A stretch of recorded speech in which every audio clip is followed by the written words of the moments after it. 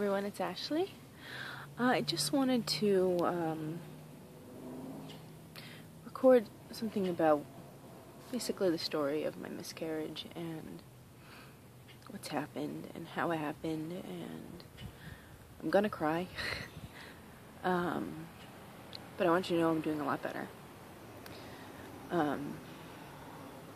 So this is, let's see when. So Friday night, Friday, April 12th, I went to the bathroom and I had a little bit of spotting. And I'd had cramps all day, like menstrual cramps, and I know that can be kind of normal when you have a baby. I had them a lot with my son.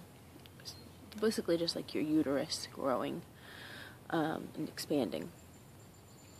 So when I went to the bathroom at 11, I had a little bit of spotting, so I came back out and I said to my husband, I think I need to go to the hospital.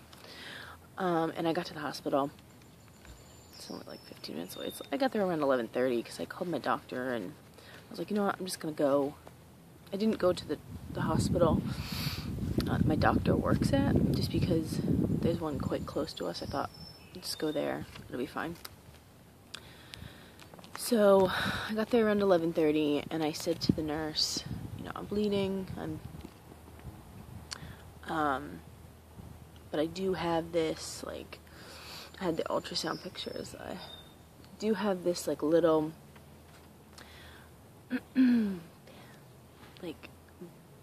pool of blood in my uterus that the ultrasound showed. So it could be that. They said maybe I could be bleeding, and the nurse literally said to me, so why did you come in? You could have just waited for your next appointment. I said, well, I'm just a nervous Nelly, and I want to make sure things are okay. And my next appointment was on the Wednesday, so it was 5 days away. So I was there at 11:30. It took forever. I had to have blood taken. It took me an hour and a half to even see the doctor. Friday night at the ER, I guess. So then I took blood. I had peed 4 times since I'd been there. Nothing else to do. Didn't even have a room with a TV. They gave me this small itty bitty room, but it did have a private bathroom. So that was my entertainment. I guess I'll go to pee. So then, you need to have full bladder to have the ultrasound. So then they had to give me fluids. And then I had to wait all this time for all this fluid to get to my bladder.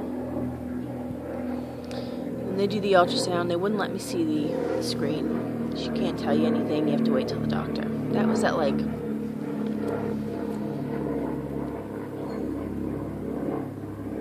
3. I think I got back at 3 in the morning from the ultrasound. So it probably started at 2:30. So then I wait 2 hours for the doctor to come in. And the doctor says,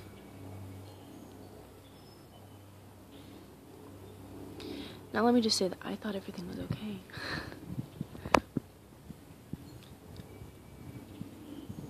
I went in there thinking that it was silly, that everything was okay. Sorry. But from the moment I knew I was pregnant, I had a bad feeling that I wasn't gonna have this baby. And then we had the ultrasound. I was 7 weeks and 2 days when we saw the heartbeat, and it was a strong heartbeat. And I was starting to feel better about this pregnancy. I wanted this pregnancy so badly. And, but I had this bad feeling about it. And so I was just starting to feel maybe, you know what, maybe I'll just have 2 uneventful pregnancies. And that's just how it's going to be. I'm going to be a lucky person who is going to have 2 great pregnancies, possibly more, I don't know. So then the doctor comes in and says, the ultrasound shows that there's no heartbeat, that the baby was measuring 9 weeks and 3 days. And I was 10 weeks and 4 days. So, and then I was in shock. He was like, I just got mad at him. Not screaming, but loudly telling him that I was waiting here for 2 hours since that ultrasound, and I was alone. And I wanted this IV taken out of my arm, and I wanted to go home. And he called my doctor. Like, I don't even know her, but she was the on-call doctor for my office. And I talked to her, and I said, I don't want to do this naturally. I want to have a D&C. Because previously, a few weeks before, so I had watched, there's a woman who had gastric bypass surgery. She unfortunately had a miscarriage also. And she decided to do it naturally. And she lost a lot of blood at home, and it was a very serious situation. And I thought to myself, I don't want that to happen. I don't want there to be some complication from me doing it naturally, and then I just have to have a D&C anyway. So I said, I don't want to do this naturally, I want a D&C. And she said, okay. This was it was about 5 o'clock Saturday morning. She said, I'm going to either email my office right now, let me know, I'm going to let them know to call you on Monday morning to schedule it. You know, they don't really like you to take, if possible, they don't want you to go to the ER, and then they take you to the OR because germs and all that. So, you know, they don't want to rush it if they don't have to. So I said, that's fine. So Saturday morning, I got home around 6 a.m. At the hospital, I'd called my husband. And he was like, are you serious? You know. And I said, no, I'm joking. Of course I'm serious.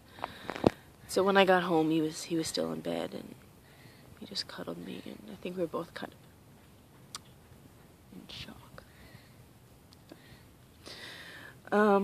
So then Sunday morning, so Saturday went, I was bleeding a little bit, not a lot. I said to my husband, I need to get some pads. That thought really hurt me. So then, Saturday night, we went to bed. I was bleeding a little bit. I woke up around 11. I went to the bathroom. There was a little bit more blood. Woke up at 2. Went to the bathroom. There was a lot more blood. So, I don't know if I told you, but we don't have any family around here. So my husband was thinking, when I woke him up at 2 o'clock in the morning, that I was going to have to go to the hospital alone. But thankfully I called my best friend, and usually she has her phone on silent in the middle of the night. She's very popular. And, but thankfully she called me right back, and she came over at 2 something. So at about 3, almost 3 o'clock in the morning, we got to, like, the hospital that my doctors go through.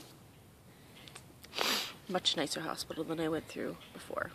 So I went to the ER, got there around 3, almost 3. And while I was there, there was lots and lots of blood. And I'm so sorry that this is very TMI. I won't get too graphic. But I went to the bathroom at one point, and I was just so much stuff came out of me. I just burst into tears because I'd never seen that much blood and other things come out of a person, and it had just come out of me. And there was blood everywhere. I was in the ER bathroom, and it was like, I said to my husband, it was like a murder scene in there. It was blood everywhere. was blood all over my hands. So then when I went to wash my hands, it was all over the soap dispenser. And, you know, I said, I'm sorry. They said, don't worry about it, you know. They got me a wheelchair and they brought me back, and I had gone to the bathroom a few times since then, and it was just clots and lots of blood. So around 8 a.m., so it'd been around almost 5 hours. I had an ultrasound there, I had IV, stuff like that. Around 8 a.m., doctor comes in from my practice. They had just changed, like, the shifts. I guess she didn't read the chart. Didn't realize that I was actively miscarrying. So then she looks and, yes, okay, you know, we'll give you the D&C. But because it's not an emergency, it's going to be a few hours. That's fine with me. Whatever. So while she's checking me, she, like, is pushing on my belly a little bit. Just making sure there's no, like, I don't know, I was, like, having contractions and all this type of stuff. And she pushes on my stomach. And a lot of blood comes out. She, like, pushed, not hard, but tons. I'm laying down and just tons of blood comes out. So she leaves the room, and her assistant leave the room. And this is getting really long, I'm sorry. I said to my husband, I need to get up and go to the bathroom because there's all this blood. I can feel it and it's disgusting. And so I kind of start to get up and I put my feet around, and then I say, no, I'm getting lightheaded. And I press the call button, and they're right outside, and I said to my husband, you need to go get them, and I pressed the call button, and they you know, how can we help you? I said, I need a doctor right now, and I was so lightheaded, and all of a sudden I passed out. And then I came to, I don't know, if anybody's ever passed out, maybe it's only from lack of blood, maybe this is different for other things, but it was the worst feeling. It was like, I never want to be that lightheaded ever again. Excuse me. But when I came to, I felt 1,000,000 times better. I felt like there was a fan on. I asked him, I was like, is there a fan on? Because I had broken out into a cold sweat. And so it felt very cool on my face. So then the doctor comes back. The doctor says, we're going to take you right now. The doctor's assistant says it. We're going to take you right now. They changed the bed sheets. They changed everything because they were just full of blood. And while I'm still lying there. So it's very awkward. And they wheel me in, and Dave can walk with me. And sorry if it's windy. It's very nice out today. So they wheel me in, and they're just saying, you know, it's gonna take like an hour, maybe an hour and a half. Okay, be out by 10 o'clock at the latest. I'll be up. And I've had surgery. I've had a C-section. I've had lap and surgery. I'm not very afraid of surgeries. I'm not afraid of going under. So they put me under, obviously. And I wake up in recovery. And I say, what time is it? I don't know why I asked what time it was. She said it's 2 o'clock in the afternoon. And I was like, can't be right. It's like 2 o'clock in the afternoon. She said there was some complications with your surgery. And you had, yes, it's 2 o'clock. So I don't really remember a lot because I was quite tired. I remember they made me take my contacts out, so I didn't want to open my eyes because everything was blurry. I can't see this far in front of my face without my contacts in. So I remember saying, I want to call my husband. first they said, your husband and your son are out in the waiting room. Do you want to see them? And I said no, because I didn't really want my son to see me like that. So they said, oh, actually, they had gone home. Because it was Finn's nap time, I assume. And later, come to find out, the doctor had actually come out and said to my husband, you should just go home. So I remember saying, can I call them? Can I call my husband? They give me like a cell phone, like a flip phone. It was hard. I was like talking like this. And I don't really remember what I said to him. I just remember asking for my glasses. And so then I'm admitted because things have gone wrong, basically. And I'm in the antepartum unit. From what I can tell, it's basically people who are in maybe preterm labor. There's like this side, there's a barrier where there's a nurse's station. The next side is postpartum. I don't remember seeing anybody from postpartum. Maybe there weren't a lot of babies born that week, that day. My husband said he saw one family with their baby. But I did hear in the next room somebody getting their baby's heartbeat checked, because I could hear the heartbeat. It was like a loudspeaker. Anyway, the doctor comes in. I don't remember this information, so this is kind of made up. This is what I was told at some point. You lost a lot of blood, and you had to have another surgery. And then they had to put this bulb inside of me, just for something, help stop the bleeding, something like that. Sorry. The bulb, they took some of the fluid out. I started bleeding heavily again. They put the fluid back in. Eventually, this was Saturday afternoon, I got the bulb finally taken out.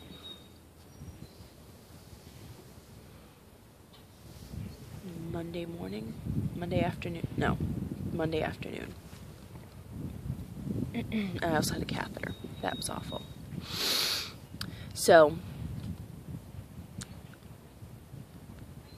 I was there from Sunday morning at 3 a.m.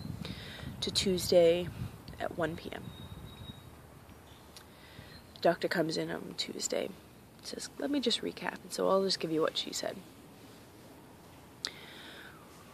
We did your D&C, and you were losing a lot of blood. 3 times we thought that you had stopped bleeding, and then you would just, every time we thought that, you would start again. So, thankfully, we didn't have to do anything drastic. And by drastic, she means a hysterectomy. Thankfully, we didn't have to do anything drastic because we have these radiologists who came and did a separate surgery. They went in through my hip and put, I didn't talk to the doctor, my husband did, and she didn't really explain it very well. Put something in my artery to stop the bleeding. So currently I have these things in my main artery to my uterus that had stopped the blood flow. Apparently they're dissolvable, and they will dissolve within 6 to 8 weeks after the surgery, and that I can have more children. And I said to my husband that,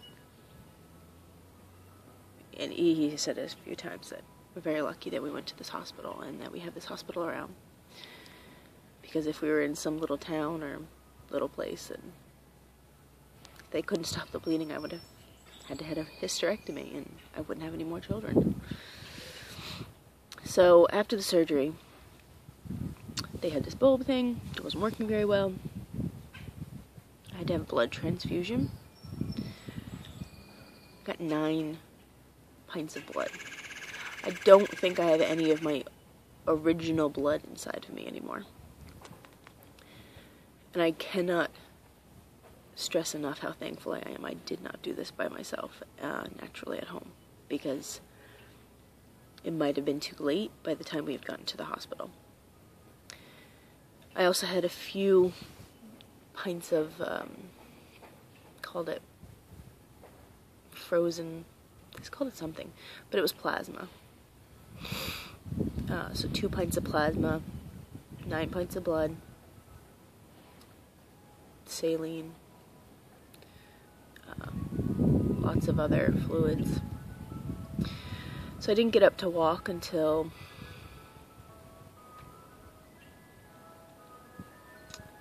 Monday night, after they took the bulb out. I could only walk a bit down the corridor, and my legs hurt a lot, I think, because I hadn't been walking. And that lasted about a week. Past couple days I've been feeling better walking. It wasn't painful, it was just like I'd walk and I'd just feel like I was so tired that my legs couldn't support me anymore. And I it's not like I collapsed or anything, but I would just have to stand there and take a break for a second. So I have a doctor's appointment May 2nd. This doctor, a few of the doctors had said, after I started to feel better physically, the emotions started to come back. And I got very emotional with one of the doctors. And I said, when can we have another baby? And she said, in a few months. She said, you can, give your body a little bit of time to rest. These things have to dissolve, and then you can start trying again. Now, I assume she works for the same, it's a very big practice that I go to. She works for the practice that I go to. This other doctor, the main doctor who did my surgery, she has told me that she wants me to wait until I've lost my weight, maintained my weight, and then we try and start to get pregnant. I don't know why they differ in opinion. I do know that I was about at least 25 pounds heavier when I had my son, who was perfectly healthy, and I was perfectly healthy throughout my whole pregnancy. No high blood pressure or gestational diabetes. We're definitely going to wait a few more months. But I can't see us waiting as long as this doctor would like me to. I don't know. It's not that I don't care what you think about that situation, but this is my journey. So I've talked to a couple friends. Sorry, I talked to one friend who knows that I was pregnant and has had a miscarriage. I know other friends who have had miscarriages. I know it's very common. The doctor said it's not likely to happen again with my age, and it's just 1 in 4 pregnancies end in miscarriage. Awful statistics.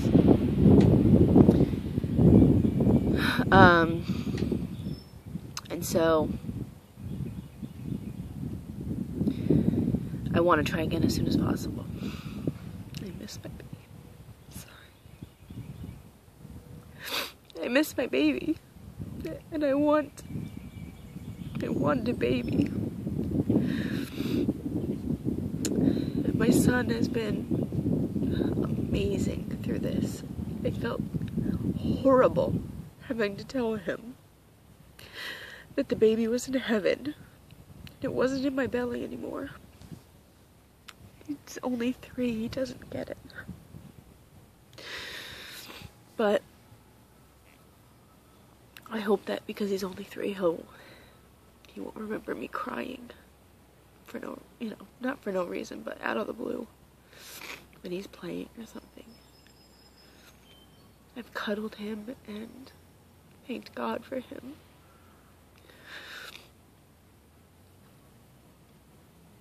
So I've talked to a friend who has had one miscarriage, and there's nothing she did or said that was miraculous, but her support and her crying with me and knowing how I feel was the best thing in the world. I've also been to church. And we don't have a church here because we just didn't go to church. We're religious people. We just haven't found a church that fit us. But I went to a church that, unfortunately, I don't think it's going to be the right fit for me or my husband or son. And I wish it was. It's a fabulous church. But I sat there for the service and cried, and they were so nice to me, and they didn't mind me crying. And these past 2 days after, I went to a Wednesday service. These past 2 days, I have felt a lot better. This is the first time I've cried today, and that's big. Yesterday I didn't cry at all. I felt sad, but keeping busy has helped. We're starting our garden, and I've done a lot of crocheting. Well, now this is over 25 minutes, and thank you if you sat through it. So that's my story. I hope I never have to have another miscarriage again. And I'm so sorry for people that have had more than one. Never felt this type of pain before. And while my husband has been the most supportive and amazing person, and I don't think I've loved him any more than I do now. Even the day we were married, I never knew that I could love him as much as I love him now. He's been amazing. But I still feel lonely. And like it's my fault. No, I know it's not my fault. But I still keep thinking that maybe if I wasn't on this weight loss journey, that maybe my hormones would be not so out of whack, or if I'd done this or that, then maybe it wouldn't have happened. And I know that's probably not true, you know. I don't know. Thank you for watching. Bye.